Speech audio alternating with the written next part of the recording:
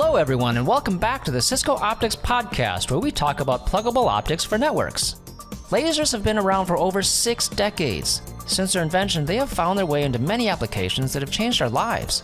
Optical communications is of course one of them, and there are many that may surprise you. There's also still plenty of room to take laser performance to new heights, leading to even more new applications. This is episode 43, and we conclude our conversation with laser and optics expert Juliet Gopinath, professor at the University of Colorado Boulder. We wrap it up with a project using Raman spectroscopy to help prevent membrane fouling for freshwater generation. She also describes the motivation behind her Coursera course on active optical devices. Juliet Gopinath is the Alfred T. and Betty E. Look Professor of Electrical, Computer, and Energy Engineering and Physics at the University of Colorado Boulder. She received her BS degree in electrical engineering from the University of Minnesota and her MS and PhD degrees at MIT. She was a member of the technical staff at MIT Lincoln Laboratory from 2005 to 2009. Since then, she has led a research group at the University of Colorado Boulder. Her current research interests include ultrafast lasers, nonlinear optics, mid-infrared materials, spectroscopy, orbital angular momentum, and adaptive optical devices. She has published 78 peer-reviewed journal articles and over 97 conference presentations. She is the recipient of an R&D 100 award in 2012 and is an Optica Fellow. She served as an associate editor for the IEEE Photonics Society Journal from 2011 to 2017, the associate director for Qubit in 2019, and is currently an associate editor for Optica. Juliet also teaches a free online course on active optical devices. Just go to Coursera.org and search on active optical devices or search on Juliet Gopinath. If you haven't already, please subscribe to this podcast. On Apple Podcast, you would click the follow button at the top now. We're part of the Cisco Podcast Network. Check out our blog at blogs.cisco.com and search on hashtag Cisco Optics Blog. All one word, no hyphen, and no spaces. You'll find podcast notes and links there too. For our YouTube playlist, go to youtube.com and search on Cisco Optics. And for product information, go to cisco.com/go/optics. And now join me as I talk with Juliet Gopinath.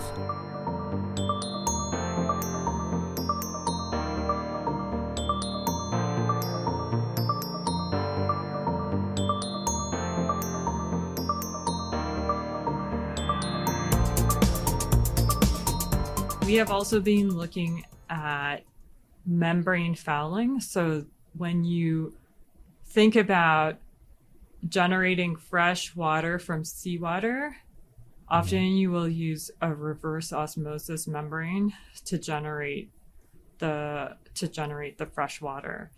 And over time, these things develop films and they have to be replaced.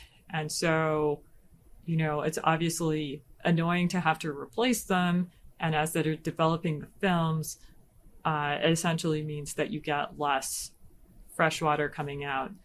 So there's a film because it's like the gunk is just building up. Is that what the film is made of? That would be the non-technical way to say it. Yeah. Yes. Well, that's the only way I know how. So. Yes. Well, so we have been specifically looking at what is called scaling, which is the deposit of crystalline material on these membranes. And essentially, this is a pretty common phenomena. And you can, for example, monitor how much fresh water is coming out. But by the time that decreases, that fresh water is called permeate. By the time that decreases, it's a little on the late side. So you really like to be able to understand the early onset of scaling and the dynamics, and then understand what remediation measures can be taken. And so for us, we've been using Raman spectroscopy. And so Raman spectroscopy essentially is that if you shine a color of light at a material, then if the material is what's called Raman active, it can excite lattice vibrations, and those will inelastically scatter the light so that it will change the color of the light that comes back. And if you detect the color of the light that comes back and you look as a function of wavelength, you can essentially get a chemical fingerprint of your molecule. And so this is a really powerful technique. And so what we've showed is that we can actually use this for real-time detection of scaling. of both calcium carbonate and calcium sulfate. And on top of it, we also showed that we could clean and get rid of some of the deleterious effects. And so we're really excited about this because we think clean meaning remove the film. Yes. So if you switch the feed to DI water, like if you catch it early enough, and then you switch your feed from whatever had the salts or whatever, if you switch that to clean water, then you can essentially reverse most of the effects. And so, water is going to be a huge issue for the next generation. It's already becoming an issue for our generation. Yeah. And so I'm actually really excited about this because here you combine this, maybe like somewhat complicated spectroscopy technique with this real world need, and showed something that I think has really a potential to be quite practical. Yeah. Sorry. Tell me more about the way that you clean. You're actually breaking up the material, or how does, because the first thing you described was the Raman spectroscopy, so you're just sensing what the chemical is, right? Yes. But then in the same step, are you affecting the chemical by removing it? Or is that a different process? So when we did our experiments, we actually have a high pressure flow cell, and then we have a feed solution that comes in. And so often we put the calcium sulfate or the calcium carbonate in the feed solution so that we can monitor the thing as it deposits. We can also take scanning electron micrographs to make sure that the Raman is telling us the right thing if we stop it. So the point is there's an optical window that we use to interrogate this.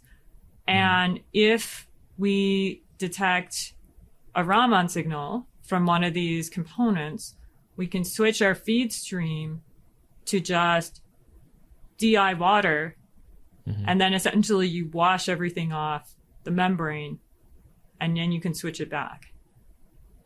Okay. So in real plants, they use what are called spiral wound membranes. Our work was done on a flat sheet membrane, but it's quite possible in one of these plants to have a bypass stream where you have a flat sheet membrane that you can do this monitoring. Okay. So you're not affecting it optically. It's really the DI water. That's right. Okay. But does the DI water remove it as a result of something you did optically, or is that just a thing on its own?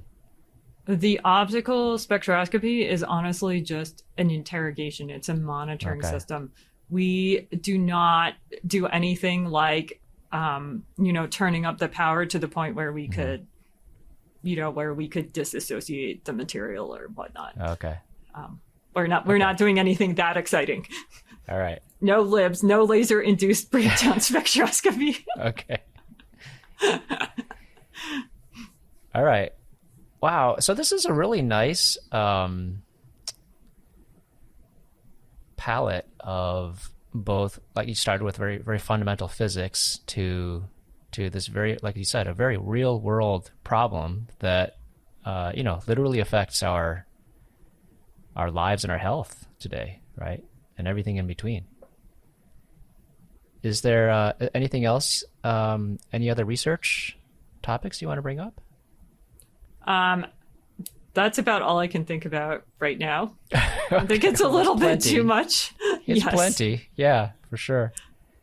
All right. And I also know that you developed a course that's available to pretty much anybody, right? Do you want to talk a bit about that?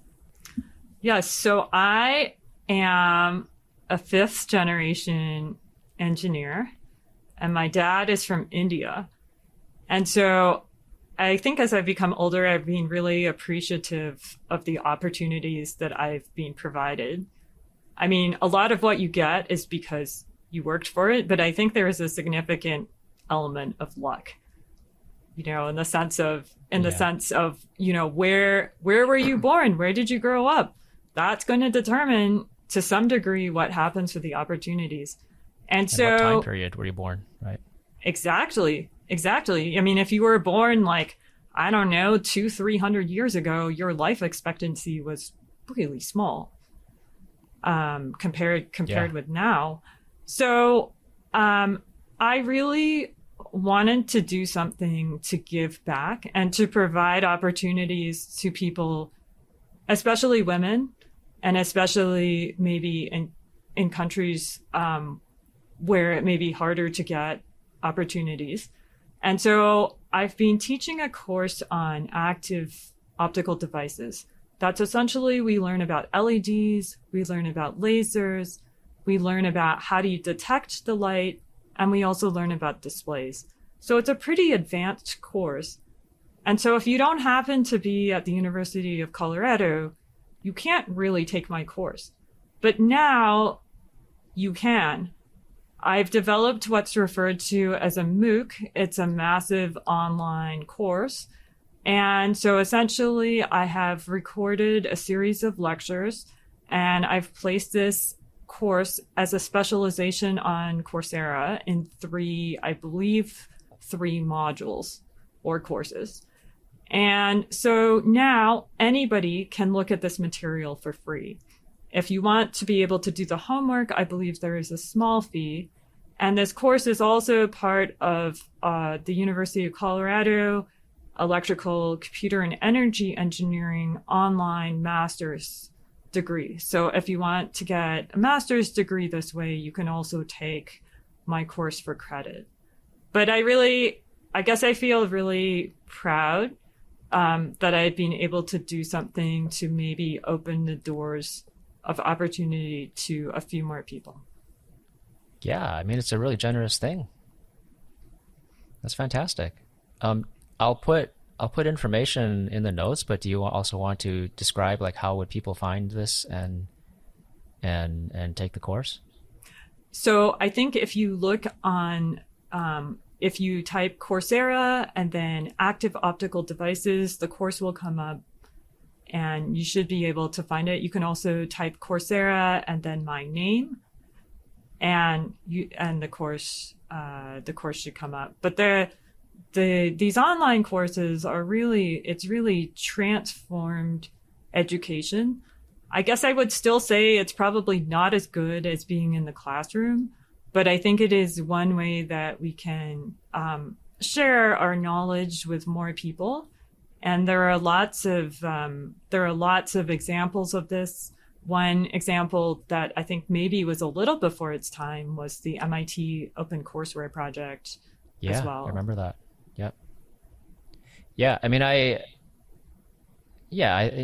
face-to-face interaction is always nice to have, but like you said, if not for something like this, people who just would never otherwise have a chance to get any exposure at all to the material now do have that exposure or that opportunity.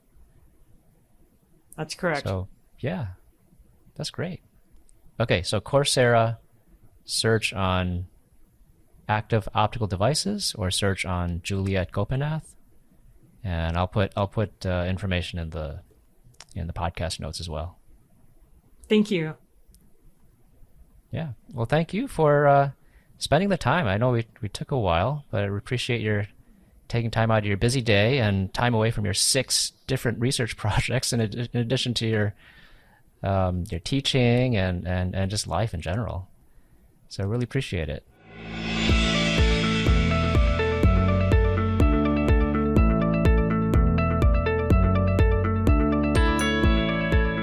That was the 9th and final part of my conversation with Juliet Gopinath.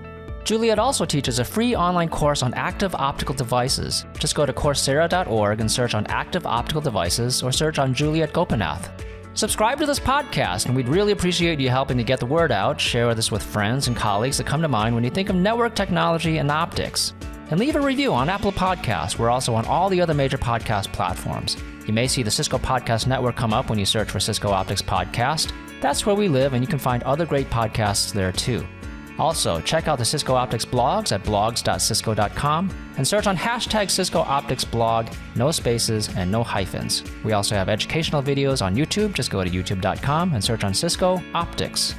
Thank you for listening. This is Pat Chow, Product Manager at Cisco Optics. Next time, we'll start a new conversation with a new guest. Until next time.